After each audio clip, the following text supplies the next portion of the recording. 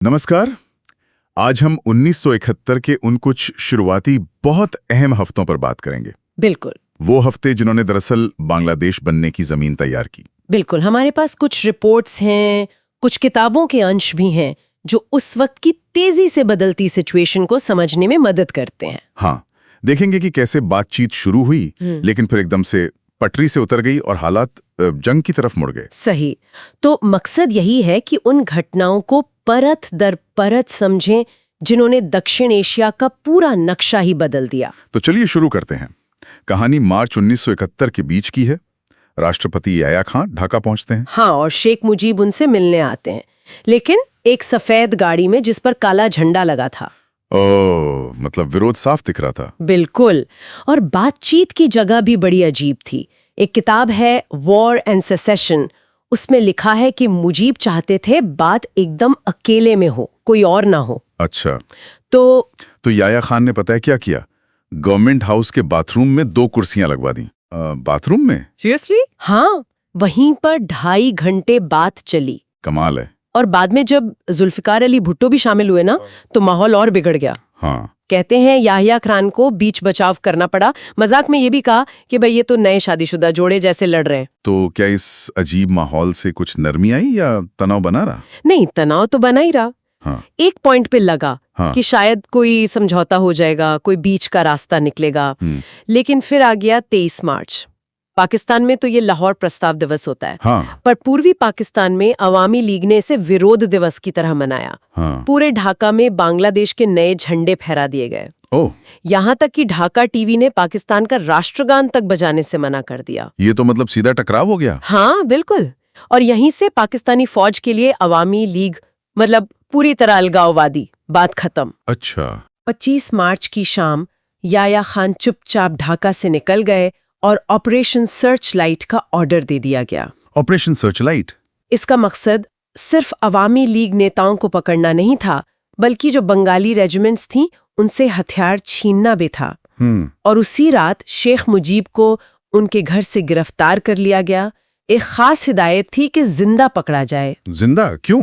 ताकि वो शहीद न बन सकें, मारा ना जाए उन्हें। और फिर शुरू हुआ वो भयानक दौर। ढाका यूनिवर्सिटी पर जो हुआ वो तो शायद सबसे खौफनाक था। हाँ, शर्मिला बोस की किताब डेड रेकनिंग है, अन्नम जकरिया की 1971 पीपल्स हिस्ट्री, इनमें चश्मदीदों ने जो बताया है वो सुन के रोंगटे खड़े हो जाते हैं। क्या हुआ था वहाँ? सैनिकों ने निहत्थे छात्रों पर गोलियां चलाईं, जिन्होंने हाथों की जंजीर बनाकर रोकने की कोशिश की, उन्हें भी मार दिया गया। ओह गॉड।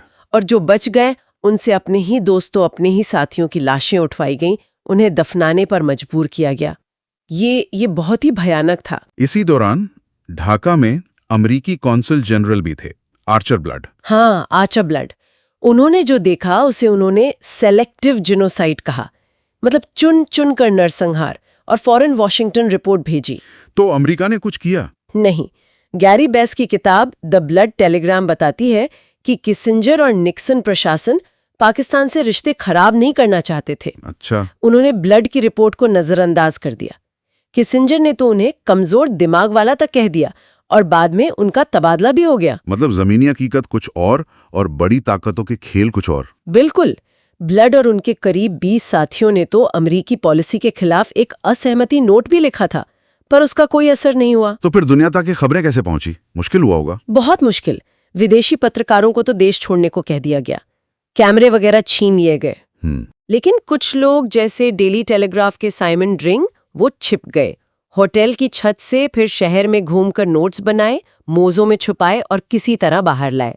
कमाल की हिम्मत। और एक और बड़ा मोड़ तब आया जब एंटनी मस्करन हेस, जो एक पाकिस्तानी पत्रकार थे और सेना के साथ ही घूम रहे थे, वो चुपचाप लंदन चले गए। अच्छा। और वहां जाकर संडे टाइम्स में एक लंबी रिपोर्ट छापी।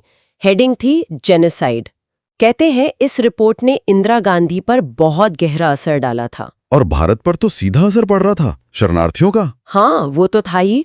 ऑपरेशन सर्च लाइट के बाद लाखों लोग, मतलब लाखों, जान बचाकर भारत भागने लगे। कितने, कोई अंदाजा?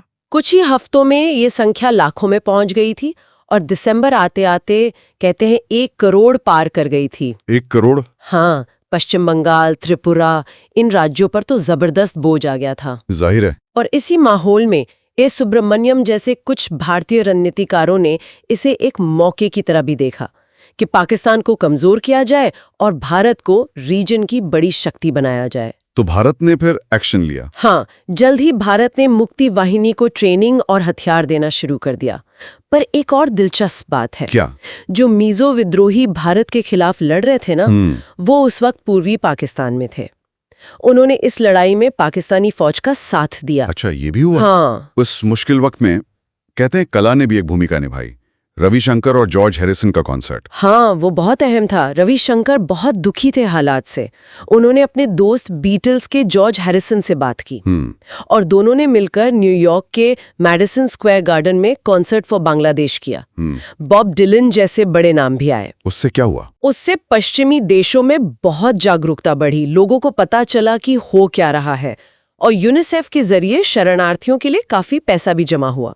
और डिप्लोमेटिक फ्रंट पर क्या पाकिस्तान पर कोई दबाव बन रहा था? हाँ, बिल्कुल। जुलाई 1971 के बाद एक और चीज हुई। दुनिया भर में जो पाकिस्तानी दूतावास थे, उनमें काम कर रहे कई बंगाली राजनयिकों ने इस्तीफा दे दिया। ओह। हाँ, उन्होंने खुलकर बांग्लादेश का समर्थन किया।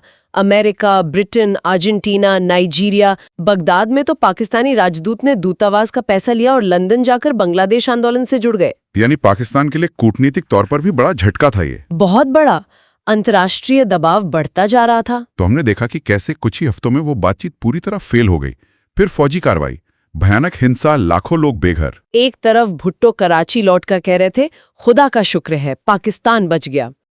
वहीं दूसरी तरफ लाखों बंगालियों के लिए और दुनिया के बहुत से लोगों के लिए ऑपरेशन सर्चलाइट ने जिन्ना के पाकिस्तान के आइडिया को शायद हमेशा के लिए तोड़ दिया था। एंटनी मिस्कर हेंस की वो रिपोर्ट, कॉन्सर्ट फॉर बांग्लादेश, इन सब ने दुनिया का ध्यान खींचा। हाँ, खींचा तो सही। और ये सोचने वाली बात है कि क्या बाहरी दुनिया की जो प्रतिक्रिया थी या कई मामलों में